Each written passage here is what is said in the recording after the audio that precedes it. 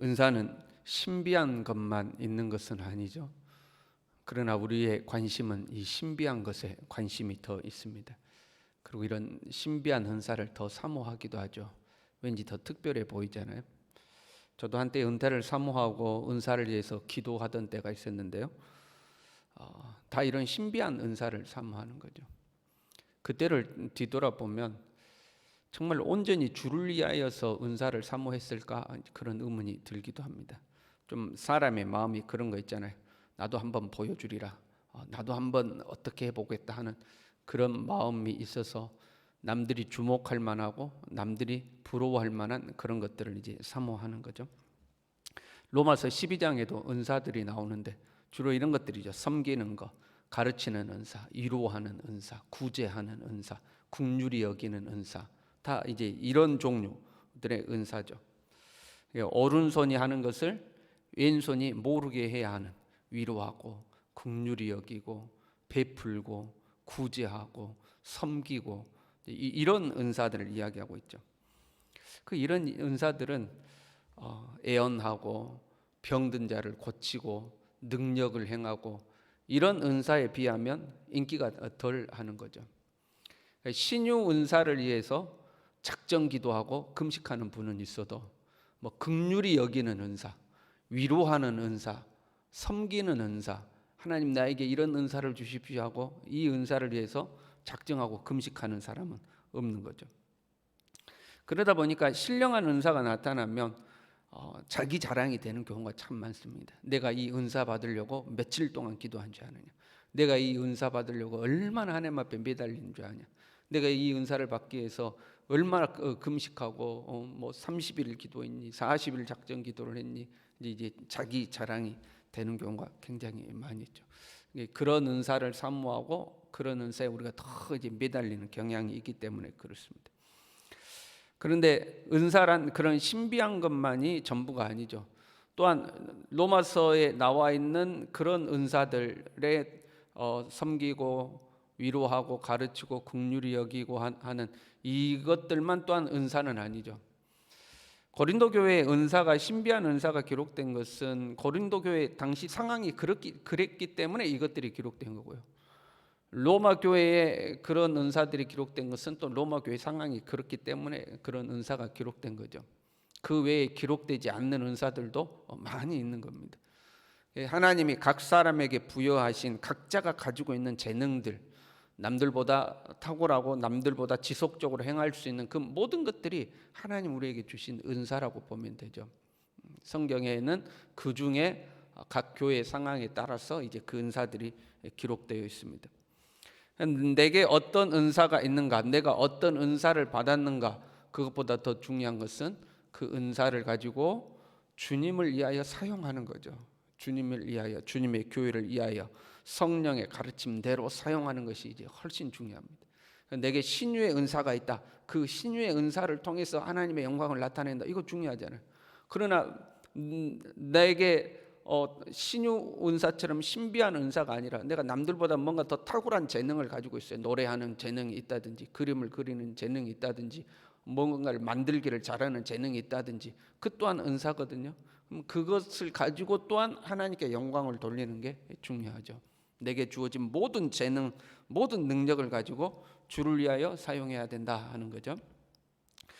본문은 이제 은사에 대해서 설명하면서 앞에 은사는 어떠해야 되는지, 은사의 종류가 무엇이 있는지 그 은사에 대해서 쭉 이야기하다가 갑자기 몸과 지체에 대해서 말씀하시죠.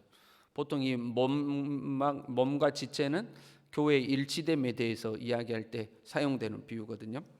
13절에요. 우리가 유대인이나 헬라인이나 종이나 자유인이나 다 한 성령으로 세를 받아 한 몸이 되었고 또 다 한 성령을 마시게 하셨다. 상당히 당대에는 파격적이면서도 상당히 위대한 선언입니다. 왜냐하면 당대에는 인종차별이 있던 시대입니다.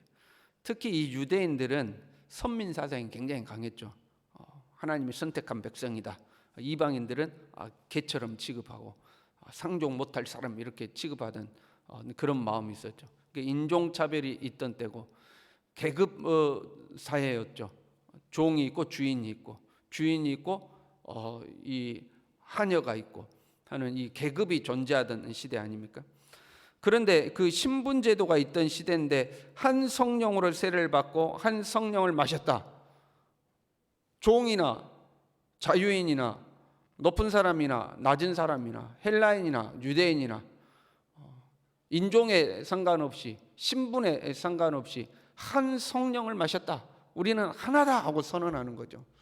당대에는 굉장히 파격적인 거죠. 우리로 말하면 조선시대에 양반이나 상놈이나 하나다 하고 이제 선언하는 거나 같거든요. 남자나 여자나 하나다, 한 성령을 마셨다 하고 이야기하는 거죠. 교회에 있어서 가장 기본적이고도 가장 중요한 영적 원리죠. 우리는 한 몸이다 하는 거죠. 우리는 한 몸이다. 가진 자나 가지지 못한 자나 높은 자나 낮은 자나 많이 배운 사람이나 적게 배운 사람이나 우리가 그리스도 예수 안에서는 다 하나다 하는 거죠. 다 하나다. 이 영적인 원리를 이해하면 교회에서 갈등이라든가 다툼이라든가 어떤 그런 구조가 훨씬 줄어들게 됩니다. 그러니까 우리가 이 교회의 영적 원리를 이해하지 않기 때문에 교회에서 갈등과 다툼과 분쟁이 생기기가 쉽거든요. 그러니까 우리가 하나다 하는 것은 좋든지 싫든지 우리는 하나다 하는 거죠. 나는 저 사람하고 안 맞아. 나 저 사람하고는 못 어울릴 것 같아. 교회 안에서 그런 일이 생길 수 있잖아요.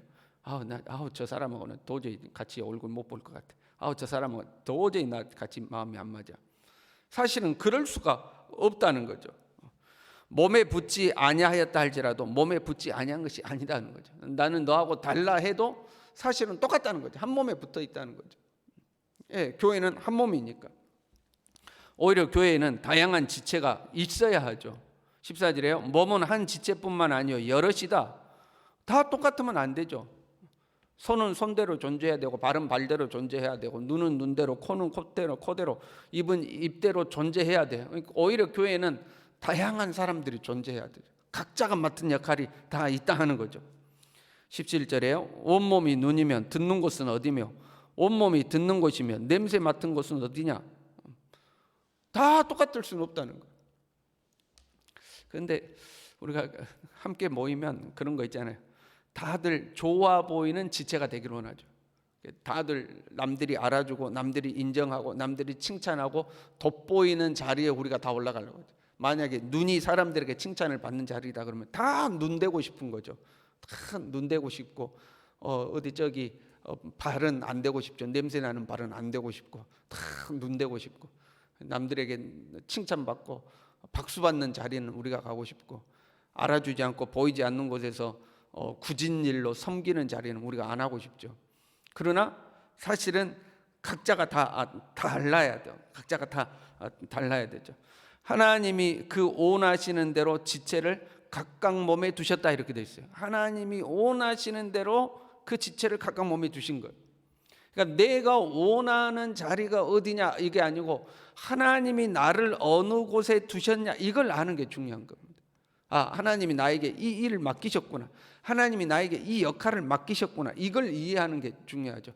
저 자리 좋아 보이는데 나도 저거 했으면 좋겠어. 이게 아니고 하나님이 나에게 원하시는 것이 무엇이구나 하는 것을 깨닫는 것이 중요하죠.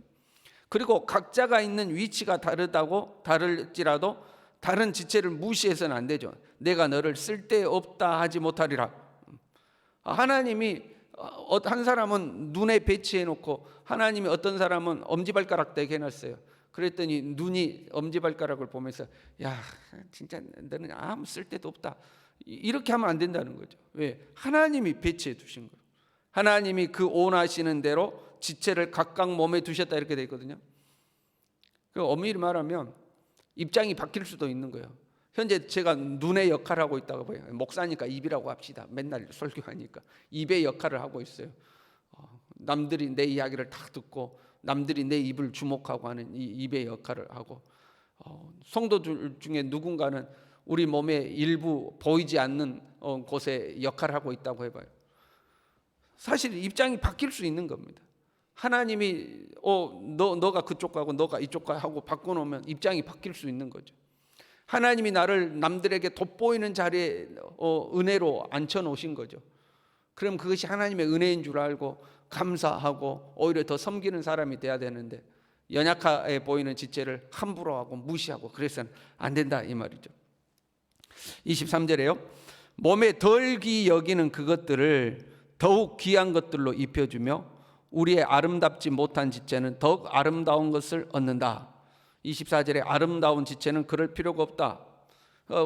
우리가 그렇잖아요. 우리 몸의 연약한 부분, 부끄러운 부분은 어떻게 해서든지 꾸미죠. 안 예뻐 보이는 부분은 어떻게 해서든지 더 예쁘게 보이려고 꾸미는 거 아니에요.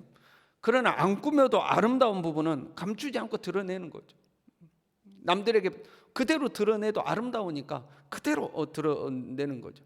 덜 귀하고 덜 아름다운 것은 어떻게든 더 아름답게 하려고 꾸미고, 내버려둬도 아름다운 것은 그냥 내버려 둔다 하는 거죠. 이 말씀을 은사에 비추어 보면요, 지금 은사에 대해서 이야기하다가 몸과 지체에 대한 비유를 하시는 거잖아요. 이 말씀을 은사에 비추어 보면요, 아름다운 몸에 덜 귀히 여기는 그것들을 더욱 귀한 것들로 입혀주며 우리의 아름답지 못한 지체는 더욱 아름다운 것을 얻는다 이렇게 되어 있잖아요. 그럼 귀한 것으로 입혀주는 주체가, 몸에 덜 귀한 것들을 우리가 아름다운 것으로 입혀준다고 그랬잖아요. 누가 입혀줘요? 그것을 우리가 입혀준다라고 한다면, 그 주체가 우리라면요, 은사라는 것은 은사가 있는 사람이 연약한 지체, 은사가 없고 은사가 덜한 사람, 연약한 지체를 아름다운 것으로 입혀주는 역할을 해야 된다, 이런 의미가 됩니다. 이해가 되시죠? 나는 은사가 풍성해요. 막 신유도 나타나고 애언도 나타나고 뭐 각종 은사가 나타나요. A라는 이 사람은 아무 은사가 없어요.